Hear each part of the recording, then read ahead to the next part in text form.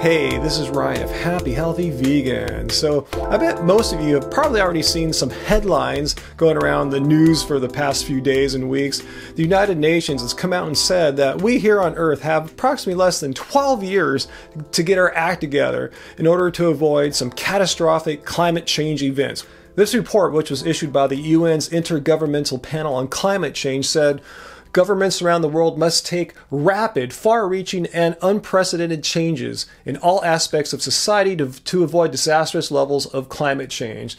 They said the planet will reach the crucial threshold of 1.5 degrees Celsius above pre-industrial levels as early as 2030, precipitating the risk of extreme drought, wildfires, floods, and food shortages for hundreds of millions of people. So if dire warnings like this from the United Nations doesn't scare you enough and make you kind of pessimistic about our future, I'm even more pessimistic than ever once I read through all these articles, and none of them mentioned anything about addressing the primary cause of climate change, animal agriculture. I thought perhaps an organization like the Environmental Defense Fund, in their response and their reaction to this UN paper, would make some acknowledgments to the role of animal agriculture in climate change, but they don't. So this article, written by the EDF's president, does give several suggestions as how we can try to deal with climate change, such as slowing the rate of deforestation.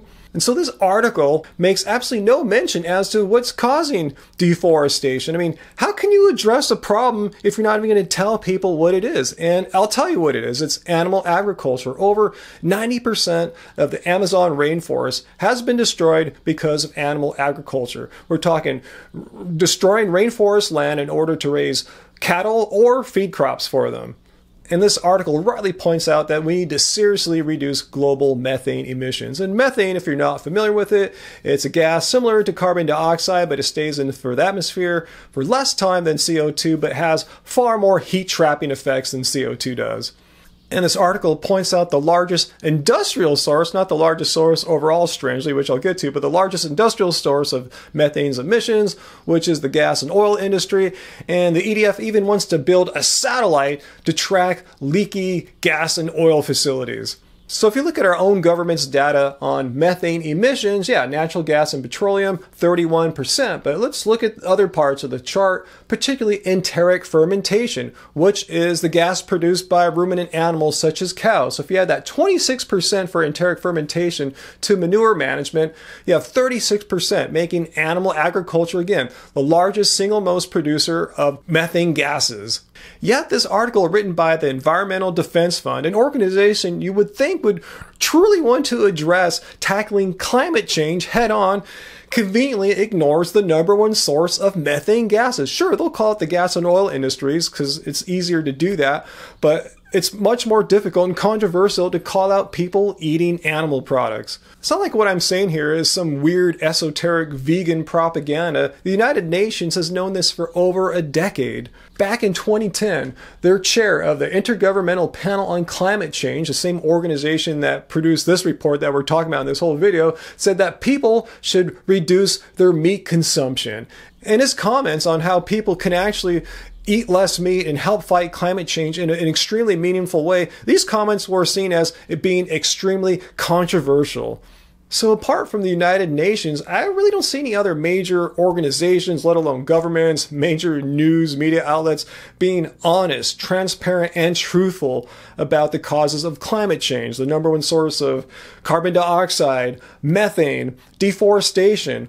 It's from animal agriculture. Even the Environmental Defense Fund, an organization you would think would be honest and transparent about the causes of climate change, conveniently left out all references to animal agriculture, which completely blows my mind, which pretty much tells me you really can't rely on organizations and governments to fix this problem. People, humans, we all can fix this problem without needing some government mandates and policies.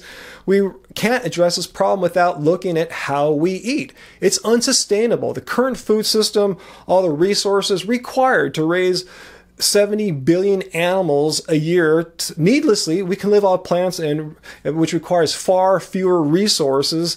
That's what people need to become aware of, and that information is not just simply not getting out there. Despite all the best efforts of the United Nations and vegan activists such as ourselves, the word needs to get out there, and soon, because as we saw here, we have less than 12 years to get our act together and start eating a more plant-based, a vegan diet to meaningfully address climate change. So leave your questions and comments down below. What do you think? Can someone sincerely be an environmentalist yet still be eating a very standard American diet with tons of animal products, knowing that animal products, animal agriculture is the #1 cause of climate change? What do you think? Is there a way to do that, or do these people, even as well-meaning as they may be, need to really take a long, hard look at their lives and make some meaningful changes to their diets? And ones that are not, these changes are not just for the planet, they benefit the animals, they benefit themselves, all the health gains you get from eating a plant-based diet. So leave your questions and comments down below. Hit like, share this with a friend or a family member who's blissfully unaware of how the diet that they're leading right now is going to make their future for them and their families much worse. So share it, comment, and until next time, guys, let's keep it carb, baby. Keep it carb.